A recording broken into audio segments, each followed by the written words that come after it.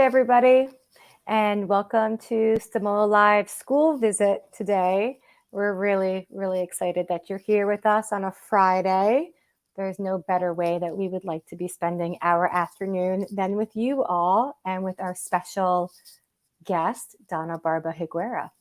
So I want to start out by I know that some of you are here from Connecticut. I'm pretty sure we have a Concord Magnet School classroom in the house. And I know some of you are here from New York City. Maybe PS 116 might be here and PS 6 might be here. I think we have a lot of classrooms from San Antonio, Texas, maybe. And we got people from California and New Jersey and Oregon and Washington State. But I would really love to know more specifically who you are. So if you students or your teacher who's ever manning the computer can type in the chat the name of your classroom or the name of your school or where you're logging in from, we would love to say hello.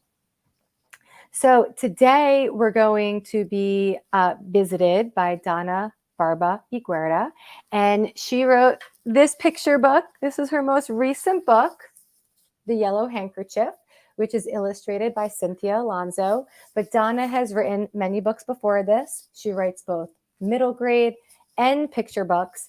And here's the really amazing thing. Thousands of books get published a year. And only a very small handful of books every year receive major awards from the American Library Association. And Donna has won a few of those awards already. And it's a real testament to what an amazing writer she is.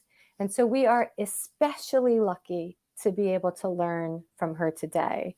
And I will let her give you some more details about those books and about the book that is to come. If at the end of our time together, you really liked our event and you'd love to see more, tell your teacher to check off the thumbs up at the bottom. And you can also leave a comment.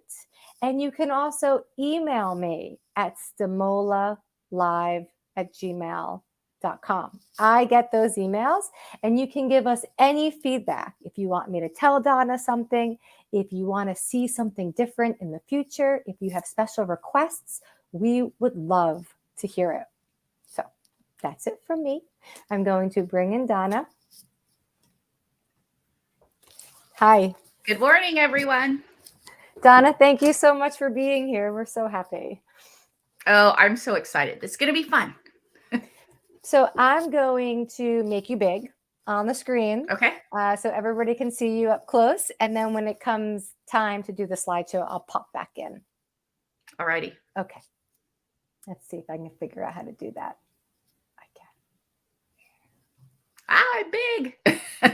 Hi, everyone. I'm Donna Barba Higuera, and I'm so excited to be here with you this morning. And a lot of times when people refer to me or my books, and just like Erica said, they think of me as a writer. And I never really thought of myself as a writer. I thought of myself more as I had stories to tell. The writing part can sometimes be kind of hard. So I think that for me, stories are so important, and stories are what connect us. And considering there are so many of you out there that are listening right now, you're all in the same place at the same time here with me, and from all over the United States. And I mean, from one end to the other. And that is pretty cool that we can all be here together and be connected by stories. One of the things that I think about, because people go, where do you come up with your ideas? And a lot of it is because we each are unique. Every single one of you, you can look at the person sitting next to you. They have a totally different story than you do, a different background, a different home life. And so each of us are really unique and have our own story. No two are really the same at all. And so that's what makes our stories unique. So today I'm going to share with you just one of my stories and how it came to be, and how it came to be a book, and where those ideas came from. So everybody has a different process when they are working or writing or what have you. And my process might be different than someone else who's an author. They might do things a different way. I'm just going to share the way that I do things. And it might work for some of you. Some of you might go, that's not really my thing. And that's okay. But I'm just giving you an option. So if you have story ideas, you'll have a way to share your stories too. And by the end of our time together, I hope that some of you who may even want to be authors or writers someday will have your own story idea. So first things first, I'm going to show you a few of the books I've written, all coming from a different place. This is The Last Cuentista. This book won the there it is, the Newbery medal in 2022, as well as the Pura Belpré medal, which is the medal for a character of Latina descent. And this is a really special book to me. It's a novel, so it's a little higher reading level than a picture book. The year prior to that, I wrote a book that came out called Lupe Wong Won't Dance, and this one also won a Pura Belpré honor. Where's Lupe? There she is. This one isn't fantastical. This is just about a girl. It's a funny book. It got the Sid Fleischman Award, which is most humorous book for that year. And so all my books come from a different place and are very different. This is El Cucuy is Scared Too. I'm going to talk a tiny bit about this today. And this is a picture book also about a boy and his cucuy, which is kind of like the Mexican boogeyman. There are some of you out here who I know you know what a cucuy is and are scared by it. Someone scared you with it. That's a cucuy. And then today we're going to talk about the Yellow Handkerchief. And so I'm going to read this to you now. So the illustrator, like Erica said, is Cynthia Alonso. Oh, I'm going to show you this too. This is inside flap, El Pañuelo Amarillo, which also means the yellow handkerchief in Spanish.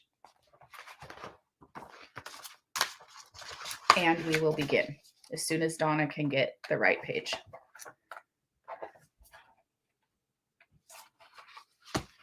So there's the cover page. My abuela wears an old yellow handkerchief that her grandmother gave to her.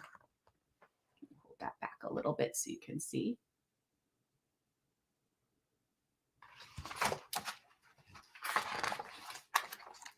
Abuela scrubs the mud off our patio on her hands and knees. Then she sits quietly on the porch and cleans the dirt from under her nails.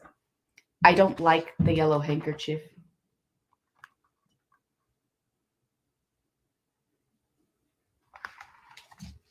I wanted you to note some things here so we're going to talk about them later.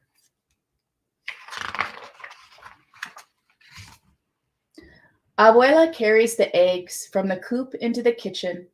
The smell of homemade chorizo and eggs drifts in the air. My mouth waters. Becca sniffs. What is your grandma cooking for dinner? I'm ashamed to tell her I wish we had money to buy pizza or take out like Becca's family. I definitely don't like the yellow handkerchief.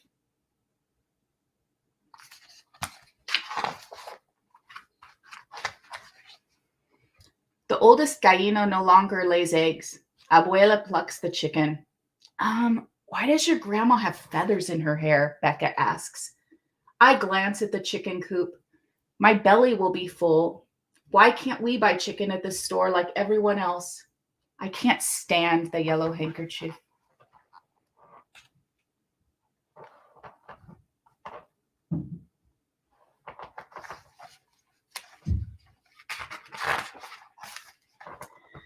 Abuela works in the garden. She gathers tomatillos and peppers. She moves slowly, but the rows are straight and clear of weeds. Abuela wipes the dirt and sweat from her face.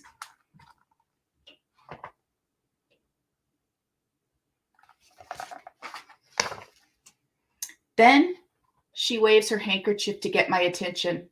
Mija, ven acá, ayúdame. What did she say? Becca asks. I wish Abuela talked like Becca's grandmother. I have to go, I answer. I despise the yellow handkerchief.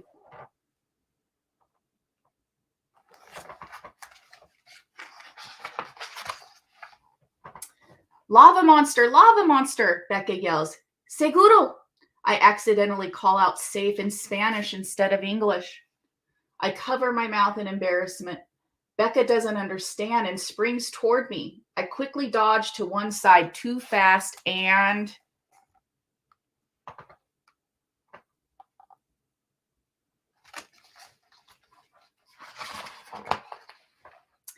Abuela slips off her yellow handkerchief and wipes my tears. She kisses my cheek. Ser tú misma, she says, telling me to be myself.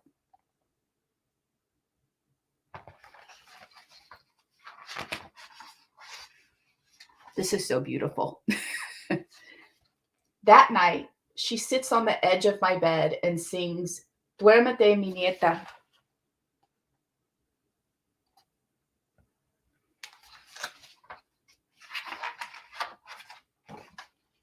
When my sister Mariana gets a bad cold, Abuela must go live with her sister so she doesn't get sick too.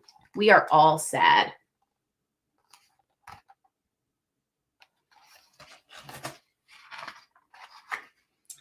I move into Abuela's room so Mariana doesn't make me sick either. Without Abuela, the room feels so empty except for the yellow handkerchief.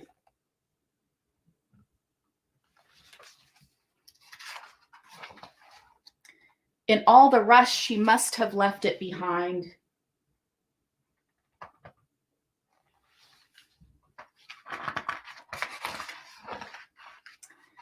The garden is overgrown. I weed the rows.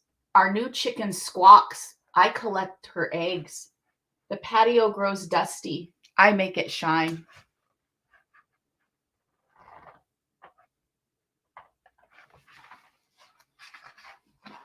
At bedtime, I sing to Mariana, Duérmete, mi hermanita.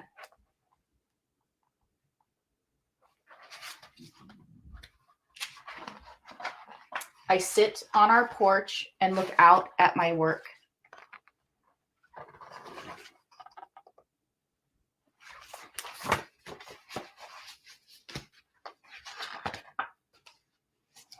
Without Abuela, I wipe my own tears.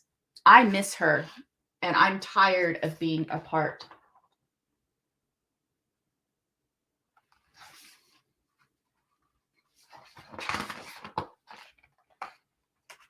And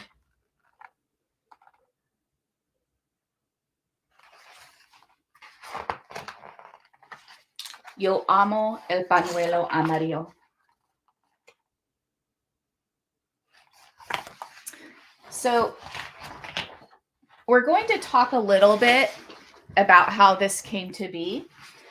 But before, I am going to read you the author's note. So when we talk about it, you can see we're going to share some things with you and some pictures in just a moment. When I was young, there were things I did not understand or appreciate about my abuela.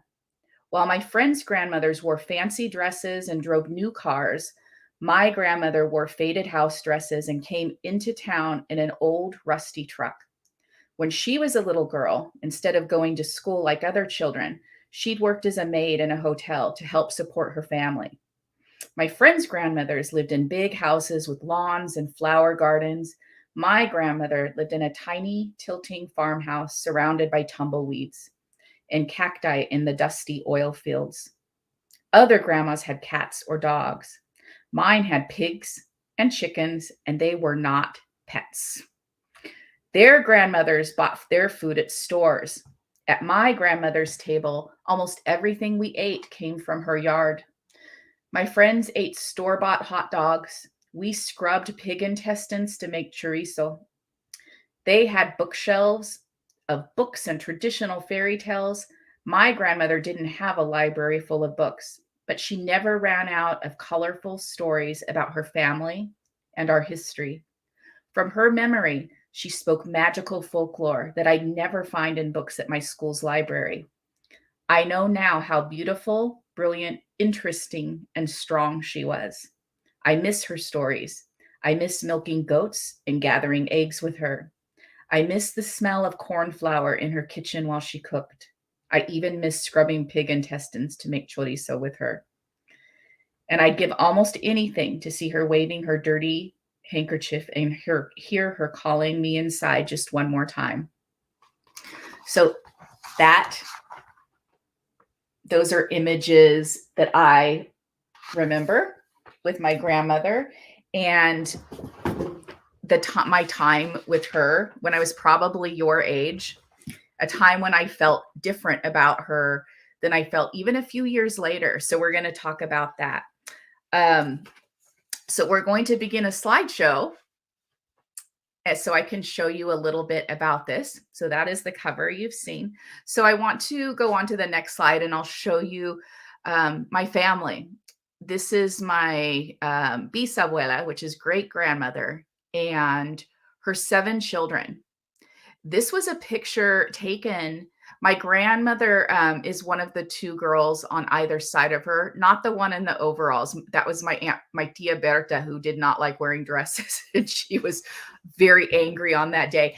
But my grandmother is on the other side. And this was taken just the day of my bisabuela, my great grandfather Francisco's funeral. He died when my grandmother was very young. And so at that age, when she was 10 years old, she went to work in a hotel. Some of you out there might be 10 or close to that. And can you imagine not being able to go to school anymore? But not only that, my grandmother had to leave her family and move hundreds of miles away and send money home. And that was not that uncommon back then. And she told stories to make friends. But that was what formed her as a person. We can go to the next slide and you can see a blow up. You can kind of see how young she is. At that age, that was when she was sent away to work in a hotel. And most of the people were quite a bit older than her. That was kind of what made her be. And again, this picture of her, this is like maybe a few years later when she was a teenager, she went to work on a ranch. A lot of people go, oh, that's so much fun riding horses. I rode horses too when I was little, but it wasn't fun. We were working. And so this was my grandmother working when she was younger as well. And then as she got older, she moved and lived with my grandfather in the town that I grew up in, which is the next, and it was called Taft.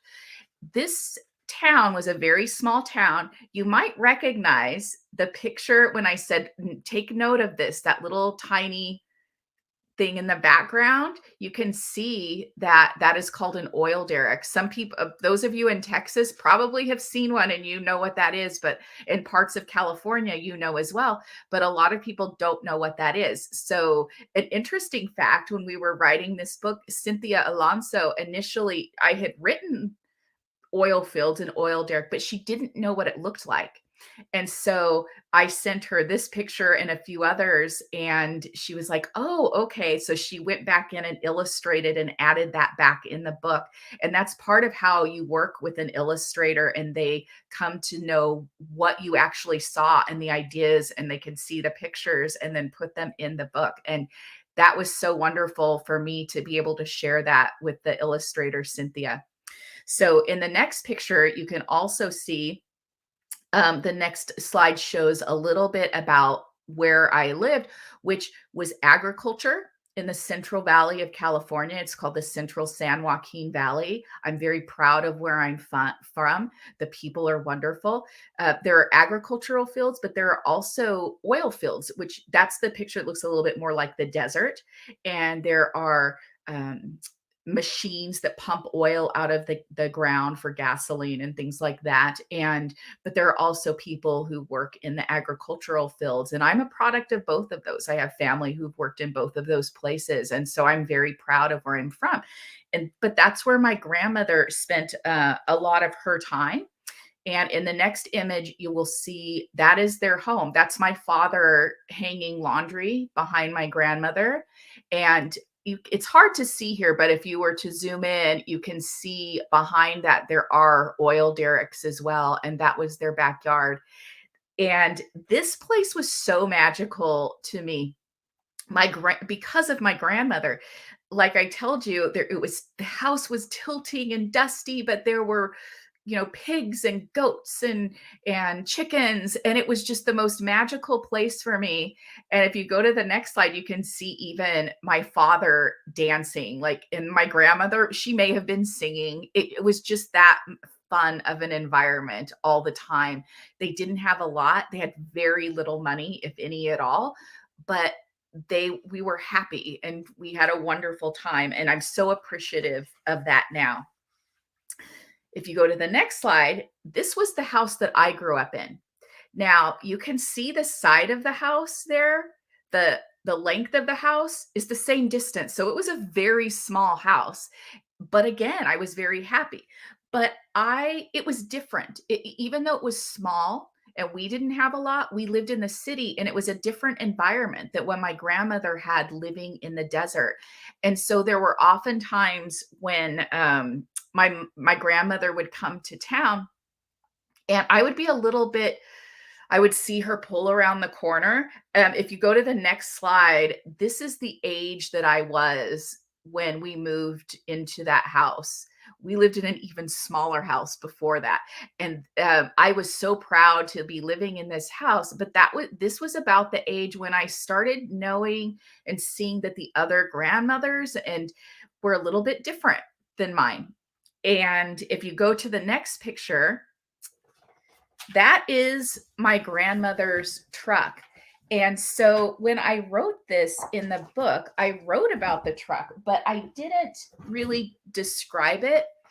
And Cynthia, the illustrator, asked about it. And I said, well, it was red and rusty. And I was trying to describe it to her.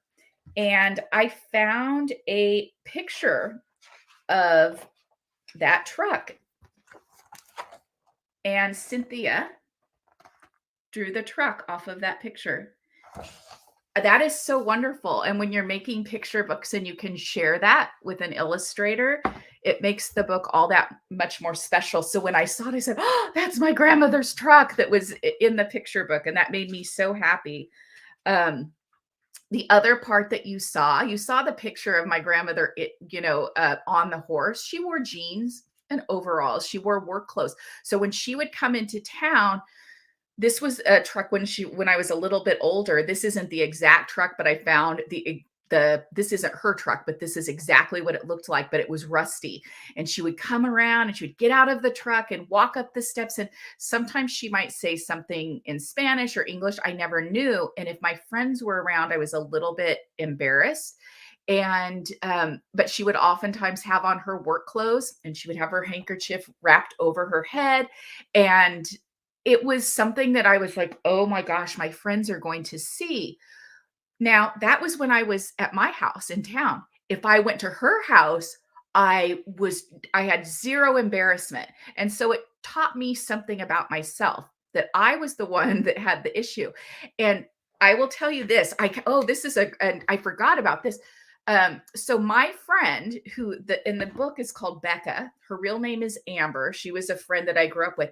She actually sent me a text message 2 nights ago. Very oddly, we're still friends. And she said she had a memory of my mother. We were driving through the desert, and my mother was telling her about how beautiful the desert was, because she said, oh, it's so ugly here. And my mother said, oh, this is one of the most beautiful places in the world. But she has those memories of my grandmother too. So what I want to do is, so this is a great image to show you the thing that I was embarrassed of. This was not planned. This is me in my chicken coop with wearing a yellow handkerchief, wearing my overalls. So you become sometimes the things that you might be embarrassed of. So I want to take about a few minutes to go over an activity with you. So we all have feelings. We all have things that either we are embarrassed of or that we think, okay, let me grab my sheet. And this is my process and where a lot of my story ideas come from. So if you have a pencil and paper, I want you to grab that now. If you don't, that's okay. I want you to just have your imagination going. So When I write a book idea, I use story prompts, things that help me come up with ideas. So I'm going to ask you the questions that I ask myself. And you can write a picture, you can write a sentence. You don't have to, it doesn't have to be a word. You can do a drawing, but by the time we're done, you will have an idea for a story for yourself. So, what is something, these are a story prompt I asked me, but ask yourself this. What is something I was afraid of when I was young? For you, what is something you're afraid of now? I wrote El Cucuy is scared too because I was afraid of the boogeyman. And so I wrote a story about it. So jot down a word or write a quick picture or draw a quick picture what you're afraid of. Some of you might have the same thing you're afraid of. What is something that you're sad about that makes you sad?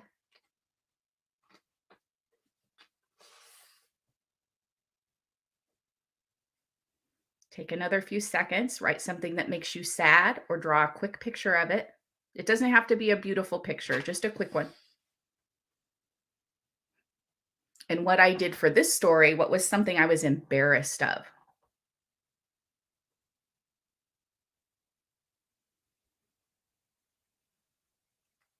And you could see in my story, there was something I was embarrassed of. And by the end, that changed. And I realized how much I loved it. And maybe something you're embarrassed of, by the end, you'll realize that you actually really love it. Maybe something that you're sad about, you can find a way to make it not so sad. What was something I thought was magical? What is something you think is so magical? You can go into your imagination. It doesn't have to be real. You can have an imagination where you're like, I think it's real, or I want it to be real, and write down something you think is magical. What is something that you are proud of? It can be proud of yourself, proud of your family, proud of your pet, but also you can write something that you're not proud of. It's maybe something you did. I have a story idea I'm working on now, something I did that I'm not proud of when I was your age. And I am trying to find the positives in that because that's how we learn. You make mistakes, you forgive yourself, and you move on. But maybe you did something you weren't proud of. And then lastly, or finally, you can draw a picture or write a sentence. What is something that someone did to help me? Or maybe write about what is something I did to help someone else. Draw a quick picture or a word or two. You don't have to write a bunch down. These are just to jog your memory. So when you're done today, you can take this sheet of paper and go back to your idea and go, I want to write a story about this. Something that someone did to help you, or maybe write a story about something that you did to help someone else. And just write a couple of words and then keep this. This is called a writing journal. And then you just keep it and then you go back to your ideas. Keep this with you in your classroom or wherever, or take it home even, but start keeping a journal and ask yourself these questions. Even if you have a big imaginative thing, you can go back to these emotions. So we're going to try to answer a couple questions. I know we're pressed for time. We are. I talk a lot. It was so wonderful. It's so inspiring to see where your inspiration comes from. I think too often we don't even think to look just right within ourselves for our story ideas. One question came in advance, so I can ask that one for sure. And it is, what is your process like? Like, they want to know, do you start with a paper and pen? Do you type? How many drafts do you do? Do you keep a journal? I keep a journal. I sit down a lot of times it's just with a tablet like this because I know it's not going to be permanent. I find Post-it notes all over my house, but I have to put it in writing first because that helps my brain kind of work through the idea. So I write things down. Sometimes they don't make a lot of sense. And then I go back to them, just like what we just did. it's the exact same process of asking myself questions and writing things down. And then I go back and then I try to type them in. But a lot of times I print them out and I write over them again. There's something for me about writing that even if I have it in print, I can go change things and then I go back and type it in. And then doing that over and over and over again, you get down to the parts that are really, really important. And so even with what we did just now, those are beginnings for writers and people who want to be storytellers. That's how a story begins, with just one little question. Sometimes I hear something on the news and I write it down, and I go back and rewrite, then type it in, then print it out and write over it over and over again. Another question was, how long does it take you to write one story, picture book and novel? So it's interesting because a picture book does not take me long at all. It sometimes it can take me one day to write a picture book and feel like, okay, I have the idea. A lot of times once the illustrator, I'm like, oh, could I change this or change this word? Novels, on the other hand, like Lupe Wong, this book took about 18, well, probably 8 months to write the first draft. And then the whole process of editing with an editor took another probably 10 months. So about 18 months. And the last Quintista took almost 2 years. And when did you know that you wanted to be a writer? Oh, I knew when I was young. I didn't think of it as writing though. I thought I was a storyteller. And when I go back and read some of the things that I wrote, I said, "Oh, I had a lot to learn about writing. Writing can be sometimes difficult, and your teachers don't want me to say this, but I'm going to. The grammar and the punctuation and all of that stuff that you learn in school, it's important. You have to know it, but in the end, that's not the most important part about writing a book. The most important part is your imagination and how special each and unique each one of you are. That is the best part. And if you have a big imagination and you're a storyteller, then you can write a book. The other parts about the punctuation and things, that will come with time. The most important part is who you are and the story that you have to tell. And the last question is, how did you learn to tell a satisfying story?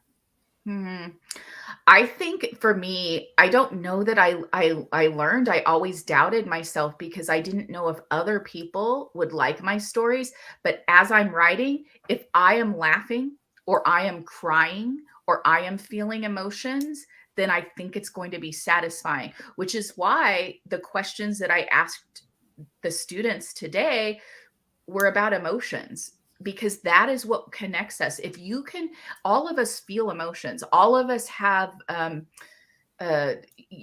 times that we're sad or embarrassed or angry or happy, and that is how we can connect. Because if one person writes about their emotions and another's like, I have felt that way before too. I think that's satisfying when you pick up a book and you're reading. You're like, I know exactly how that feels, and that's what I think makes a book satisfying. Do you have any last words of advice to inspire? I know we have fourth graders here from PS 116 and Miss Kim's class, but you're right to have said earlier how amazing it is that we have young learners from across the country watching Right. us today. And you're all the future storytellers of our nation, all sort of listening to this conversation at the same time. So what are your last inspiring words for Well, these budding so, storytellers? yeah, I have been asked a lot lately because I have a book that won the Newbery medal. Um, where do you want your books to be in 20 years? I said, I want my books to be back on the shelves. I want the students who are writing right now and learning. They are the storytellers. Their books are the ones that need to be in the hands of other kids. So if you out there are storytellers, or you enjoy writing down stories or drawing stories or illustrating, please start doing that now. Keep a notebook, and don't give up hope. If you want to do that and that is your dream, then that is what will happen. You can become this. I was just a kid sitting in a class who had story ideas. And if you are the same way and you want to do that, you can. It is possible. So keep a notebook and write down or draw images of your emotions and feelings and the things you see in the world that are fascinating to you and that are interesting.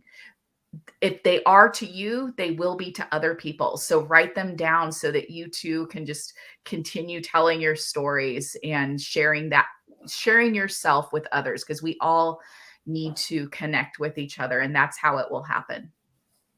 Thank you so much. I'm going to clap because we Oh, can't thank see you. the other people, but I feel inspired, and the picture book is so beautiful, and the symbolism and the setting, like this teacher in the chat pointed out, are so poignant and moving. And I know how personal of a story this was for you.